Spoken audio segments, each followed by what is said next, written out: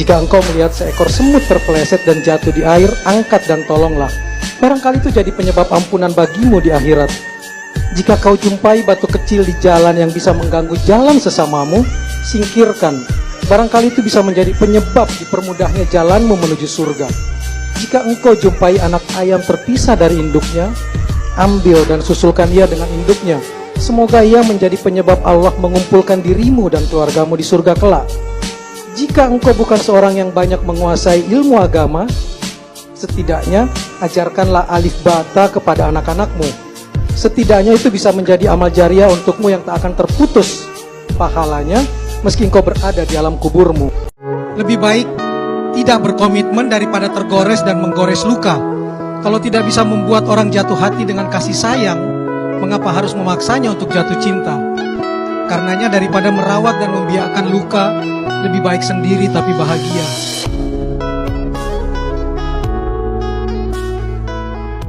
Dalam cinta, hapuskan kata kalah. Karena dalam cinta yang ada hanya menang dan belajar. Sometimes you win, sometimes you learn. Jadi berterima kasihlah kepada sosok yang pernah mengajarimu, termasuk yang pernah mengajari tentang perihnya terluka dan sakit hati. Dan yang ketiga, perempuan suka bunga, perempuan suka coklat, tapi perempuan lebih suka kepastian.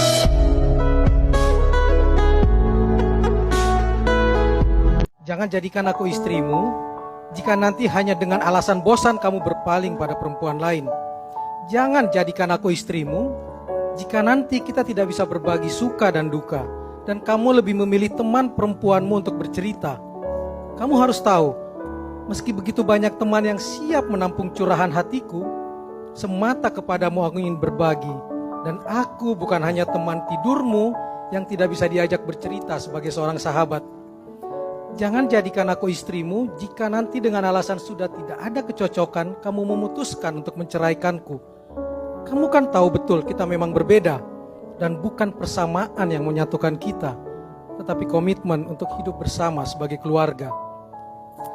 Jangan jadikan aku istrimu jika nanti kamu memilih tamparan dan kata-kata kasar untuk memperingatkan kesalahanku, sedang aku tidak tuli dan masih bisa merasa mendengar kata-katamu yang lembut tapi berwibawa. Jangan pilih aku sebagai istrimu jika nanti setelah seharian bekerja, kamu tidak segera pulang dan lebih memilih untuk berkumpul dengan temanmu atau asyik dengan hobimu. Sedang seharian aku sudah begitu lelah dengan semua pekerjaan di rumah. Anak dan rumah bukan hanya kewajiban seorang istri, karena kamu menikahiku bukan untuk jadi pembantu, tapi pendamping hidupmu, partner dalam membangun keluarga. Tetapi jadikan aku sebagai istrimu jika kelak kamu tetap mencintai ibumu, ayahmu dan keluargamu, karena aku pun akan menjadi bagian dari keluargamu. Mencintai keluargamu adalah juga mencintaiku sepenuh jiwa. Dan kata kunci yang harus diingat, seperti apapun sempurnanya pasangan kita, pasti dia tidak akan pernah menyempurnakan keinginan kita kalau kita tidak pernah bersyukur. Dan ketika terpaksa disuruh memilih pasangan atau keluarga, maka jadilah hujan yang menumbuhkan bunga-bunga, bukan melahirkan petir yang memekakkan telinga. Jika bunga-bunga itu tumbuh bersama, ia tak pernah saling menjelekkan, tapi bersama memperindah kehidupan. Begitulah keluarga dan pasangan. Cinta dan pengorbanan, kata Ronald, mampu menyingkirkan semua batu sandungan. Mengingatkan saya pada pertanyaan seorang hamba kepada seorang sufi, mana yang lebih baik? Orang yang sangat rajin beribadah tapi sombong, angkuh, merasa paling suci, atau orang yang tak pernah beribadah tapi akhlaknya mulia, rendah hati, santun dan cinta kepada sesama? Sang bijak menjawab, dua-duanya baik. Si ahli ibadah yang angkuh akan menemukan kesadaran tentang akhlak buruknya, bertobat lalu menjadi pribadi yang baik.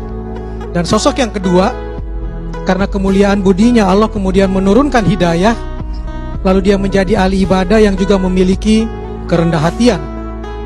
Lalu siapa yang tidak baik? Sang bijak menjawab, kita yang tidak baik. Orang ketiga yang hanya bisa menilai orang lain, namun lalai menilai diri sendiri. Karena memilih itu mudah, yang bertahan itu yang lebih susah. Karena pada awalnya semua orang bangga pada pilihannya, tapi pada akhirnya tidak semua orang setia pada pilihannya. Jadi yang berhasil menentukan dan mendapatkan pilihan, ingat, ada yang lebih tidak mudah. bertahan pada pilihan. Sementara yang kandas, ingat satu, ajarkan bibirmu untuk tidak mencemooh, karena bibir dibuat untuk mencium, bukan untuk menghina orang yang pernah kau cinta. Karena jika cinta digariskan, orang yang terpisah pun bisa disatukan kembali. True love never ends. Cinta sejati tak pernah berakhir.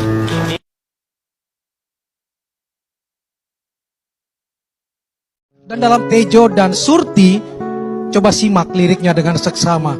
Pesan moralnya indah di tengah kesarkasan liriknya.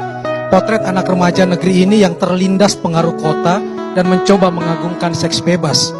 Beruntunglah Surti, masih bisa berlari demi menjaga harga diri dibanding Putri, yang demi dibilang trendy dan ingin disebut seksi, lalu lupa harga diri, kemudian wira swasta diri atau gratisin tubuh sendiri.